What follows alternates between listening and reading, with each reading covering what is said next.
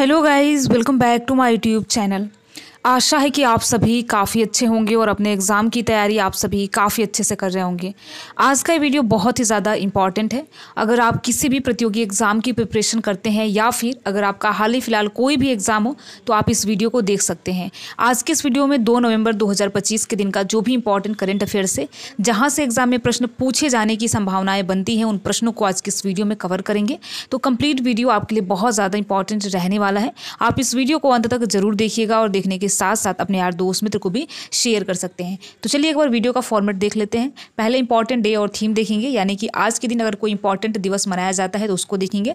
इसके बाद नेशनल और इंटरनेशनल अफेयर देखेंगे। अगर खेल जगत से कोई इंपॉर्टेंट प्रश्न बनता है जो कि एग्जाम में पूछे जाने की संभावनाएं बनती है तो उन प्रश्नों को भी आज के इस वीडियो में कवर करने वाले हैं। तो ये कंप्लीट वीडियो देखिए, आपके लिए बहुत ज़्यादा इंपॉर्टेंट रहने वाला है। आप अंत तक जरूर देखिएगा। साथ ही साथ देखिए, अगर आपको इस वीडियो का PDF चाहिए तो हमें कमेंट बॉक्स में बता सकते हैं। तो पहला प्रश्न है, काफ़ी इंपॉर्टेंट प्रश्न है, आपको ध्यान देना है। और जिस भी प्रश्न का अगर आपको आंसर पता हो तो आप कमेंट बॉक्स में जरूर बताएं, इससे आपका ही रिवीजन होगा। ठीक है, तो पहला प्रश्न है, लेक प्रिस्पा जो समाचारों में देखा गया था किस महाद्वीप में स्थित है। इसमें आपको लेक प्रिस्पा के बारे में बताना है, जो काफ़ी न्यूज़ में रहा है। तो किस महाद्वीप में स्थित है। पहला ऑप्शन है अंटार्कटिका, B ऑप्शन है दक्षिण अमेरिका, C ऑप्शन है यूरोप और D ऑप्शन है ऑस्ट्रेलिया। तो इसमें आपको लेक प्रिस्पा के बारे में बताना है कि कहाँ पर ये स्थित है, किस महाद्वीप में स्थित है। तो देखिए, ये यूरोप महाद्वीप में स्थित है लेक प्रिस्पा। आपको याद रखना है कि लेक प्रिस्पा जो है यूरोप महाद्वीप में स्थित है, यानी कि C ऑप्शन सही है। साथ ही साथ आपको याद रखना है ये अल्बानिया, ग्रीस और उत्तरी मैसेडोनिया की सीमा पर स्थित है। ठीक है, यानी कि लेक प्रिस्पा जो है अल्बानिया, ग्रीस और उत्तरी मैसेडोनिया की सीमा पर स्थित है और ये बाल्कन प्रायद्वीप की सबसे बड़ी टेक्टोनिक झीलों में से एक है। तो आपको याद रखना है, काफ़ी इंपॉर्टेंट प्रश्न है और यहाँ से देखिए एग्जाम में प्रश्न पूछा जा सकता है कि लेक प्रिस्पा समाचारों में देखा गया था किस महाद्वीप पर स्थित है, किस महाद्वीप में स्थित है। तो आपको याद रखना है यूरोप महाद्वीप में स्थित है, यानी कि C ऑप्शन सही है। चलिए अगला प्रश्न देखते हैं। अगला प्रश्न है, किस देश ने फतह 2 नामक हाइपरसोनिक बैलिस्टिक मिसाइल विकसित की। इसमें आपको बताना है कि किस देश ने फतह 2 नामक हाइपरसोनिक बैलिस्टिक मिसाइल विकसित की, उस देश का नाम बताना है। पहला ऑप्शन है रूस रसिया, B ऑप्शन है इजराइल, C ऑप्शन है ईरान, D ऑप्शन है चाइना यानी चीन। तो फतह 2 के बारे में आपको याद रखना है। फतह 2 नामक हाइपरसोनिक बैलिस्टिक मिसाइल ईरान के द्वारा विकसित की गई है, यानी कि C ऑप्शन सही है। काफ़ी इंपॉर्टेंट प्रश्न है, आपको याद रखना है फतह 2 किसके द्वारा विकसित किया गया है, तो ईरान के द्वारा विकसित किया गया है। C ऑप्शन करेक्ट है। आगे बढ़ते हैं और अगला प्रश्न देखते हैं। किस देश ने किंगझाल नामक हाइपरसोनिक बैलिस्टिक मिसाइल विकसित की है। इसमें आपको किंगझाल के बारे में बताना है। किंगझाल हाइपरसोनिक बैलिस्टिक मिसाइल किसके द्वारा, किस देश के द्वारा विकसित किया गया है। पहला ऑप्शन है भारत, B ऑप्शन है चीन, C ऑप्शन है इजराइल, D ऑप्शन है रूस यानी रसिया। तो आपको याद रखना है कि ये जो बैलिस्टिक मिसाइल है ये रूस के द्वारा विकसित किया गया है, यानी किंगझाल नामक हाइपरसोनिक बैलिस्टिक मिसाइल रूस ने विकसित किया और यह हवा में दागी जाने वाली मिसाइल है। तो आपको याद रखना है कि रसिया के द्वारा ये जो मिसाइल है किंगझाल विकसित किया गया, यानी कि D ऑप्शन करेक्ट है। चलिए अगला प्रश्न देखते हैं। हाल ही में किस राज्य सरकार ने स्वदेशी लोगों को भूमि अधिकार प्रदान करने के लिए मिशन वसुंधरा 3.0 का शुभारंभ किया है। ये प्रश्न काफ़ी इंपॉर्टेंट है, आपको याद रखना है। पहले प्रश्न एक बार फिर से सुन लीजिए। आपको उस राज्य सरकार का नाम बताना है जिसने स्वदेशी लोगों के लिए भूमि अधिकार प्रदान करने के लिए मिशन वसुंधरा 3.0 का शुभारंभ किया है। 3.0 शुरू किया है मिशन वसुंधरा को लेकर। ठीक है, तो पहला ऑप्शन है झारखंड, B ऑप्शन है ओडिशा, C ऑप्शन है मणिपुर, D ऑप्शन है असम। तो आपको याद रखना है कि असम राज्य सरकार के द्वारा स्वदेशी लोगों को भूमि अधिकार प्रदान करने के लिए मिशन वसुंधरा 3.0 शुभारंभ किया गया है और इस पहल का मुख्य उद्देश्य भूमि संबंधी सेवाओं को सुव्यवस्थित करना है और सभी के लिए भूमि अधिकारों को मजबूत करना है। तो काफ़ी इंपॉर्टेंट प्रश्न है, आप याद रखेंगे। मिशन वसुंधरा 3.0 ये असम सरकार के द्वारा शुरू किया गया है, यानी कि D ऑप्शन करेक्ट है। चलिए अगला प्रश्न देखते हैं। हाल ही में स्वास्थ्य सेवाओं और परोपकार में योगदान के लिए UN ग्लोबल एक्सीलेंट अवार्ड से किसे सम्मानित किया गया है। ये प्रश्न बहुत ज़्यादा इंपॉर्टेंट है। आपको इस प्रश्न में उस पर्सनालिटी का नाम बताना है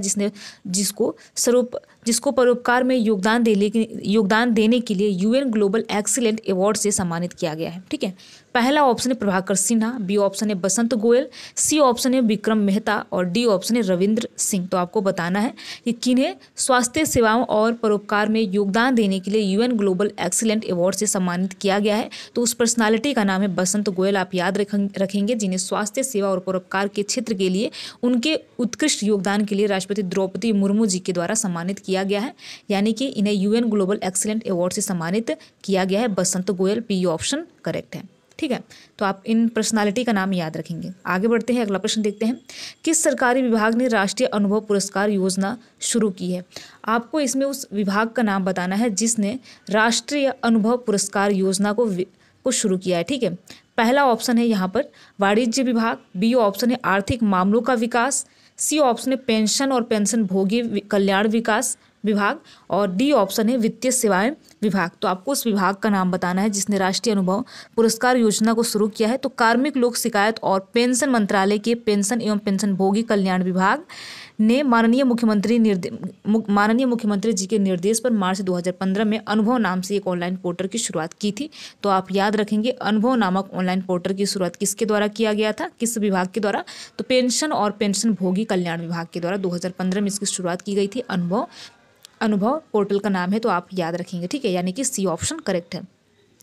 आगे बढ़ते हैं, अगला प्रश्न देखते हैं। हाल ही में खबरों में रहा बेल्स पाल्सी शरीर के किस हिस्से को प्रभावित करता है? ये देखिए, प्रश्न बहुत ज़्यादा इंपॉर्टेंट है। आपको बताना है कि रिसेंटली बेल्स पाल्सी शरीर के किस हिस्से को यहाँ पर प्रभावित करता है?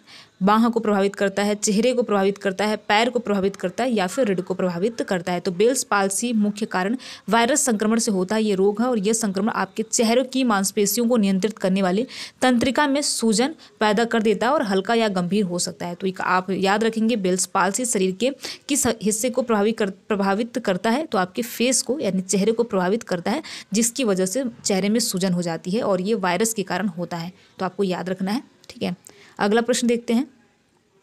अरावली सफारी पार्क परियोजना किस राज्य की पहल है? ये प्रश्न बहुत ज़्यादा इंपॉर्टेंट है। इसमें बताना है कि अरावली सफारी पार्क परियोजना किस राज्य की पहल है? पहला ऑप्शन है हरियाणा, बी ऑप्शन है राजस्थान, सी ऑप्शन है गुजरात, डी ऑप्शन है उत्तराखंड। तो आपको अरावली सफारी पार्क परियोजना के बारे में बताना है किस राज्य सरकार की पहल है। देखिए, ए ऑप्शन यानी हरियाणा राज्य सरकार की अरावली सफारी पार्क परियोजना है, तो आपको याद रखना है। और ये गुरुग्राम और नूह जिले में दुनिया का सबसे बड़ा सफारी पार्क बनने के लिए एक महत्वाकांक्षी परियोजना है, जिसका उद्देश्य संरक्षण, पारिस्थितिक बहाली और पर्यटन को बढ़ावा देना है। तो आप याद रखेंगे, दुनिया का सबसे बड़ा सफारी पार्क यहाँ पर बनने वाली ये परियोजना है जिसका नाम है अरावली सफारी पार्क परियोजना, जो कि हरियाणा राज्य सरकार की एक पहल है। ठीक है, तो आप याद रखेंगे। चलिए आगे बढ़ते हैं और अगला प्रश्न देखते हैं।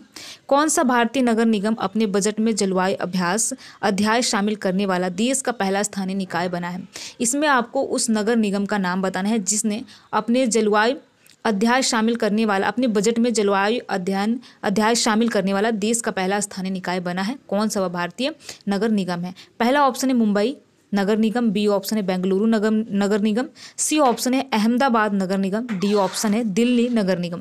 तो आपको याद रखना है, अहमदाबाद नगर निगम ने अपने 2025-26 बजट में एक अलग अध्याय जोड़ा है जिसका नाम जलवायु अध्याय है, और ये ऐसा करने वाला देश का पहला शहरी स्थानीय निकाय बन गया है। तो आप याद रखेंगे अहमदाबाद नगर निगम। बहुत इंपॉर्टेंट प्रश्न है और देखिए ऐसे प्रश्न एग्जाम में पूछे जा सकते हैं, इसलिए आपको याद रखना है। अहमदाबाद नगर निगम ने अपने बजट 2025-26 में जलवायु नामक एक नया अध्याय जोड़ा है और ये ऐसा करने वाला देश का पहला स्थानीय निकाय बना है। तो सी ऑप्शन करेक्ट है। आगे बढ़ते हैं, अगला प्रश्न देखते हैं। शौर्य वेदनम उत्सव हाल ही में किस राज्य में आयोजित किया गया? इसमें आपको बताना है कि शौर्य वेदनम उत्सव हाल ही में किस राज्य सरकार के द्वारा यहाँ पर आयोजित किया गया है। पहला ऑप्शन है गुजरात, बी ऑप्शन है राजस्थान, सी ऑप्शन है बिहार, डी ऑप्शन है झारखंड। तो आपको याद रखना है, शौर्य वेदनम उत्सव जो है ये बिहार में इस समारोह को शौर्य वेदनम उत्सव को मोतिहारी बिहार में उद्घाटन किया गया, यानी कि बिहार के मोतिहारी में शौर्य वेदनम उत्सव को हाल ही में आयोजित किया गया है। तो सी ऑप्शन करेक्ट है। आप याद रखेंगे, काफ़ी इंपॉर्टेंट प्रश्न है। ठीक है, तो देखिए ऐसे कुल मिलाकर हमने 10 मोस्ट इंपॉर्टेंट प्रश्न देखा और यहाँ से एग्जाम में प्रश्न पूछे जाने की भी संभावनाएं बनती हैं। तो अगर आपका हाल ही फिलहाल कोई भी एग्जाम हो तो आप इस वीडियो को देख सकते हैं और देखने के साथ साथ अपने यार दोस्त मित्र को भी शेयर कर सकते हैं। वीडियो कैसा लगा कमेंट बॉक्स में बता सकते हैं। अगर आप वीडियो वीडियो में किसी भी प्रकार का कोई सुधार चाहते हैं तो कमेंट बॉक्स में हमें बता सकते हैं। वीडियो में लास्ट तक बने रहने के लिए आप सभी का बहुत बहुत धन्यवाद। अगर आपको ये वीडियो अच्छा लगा हो तो वीडियो को आप लाइक कर सकते हैं और लाइक करने के साथ साथ अपने यार दोस्त मित्र को भी शेयर कर सकते हैं। Thank you.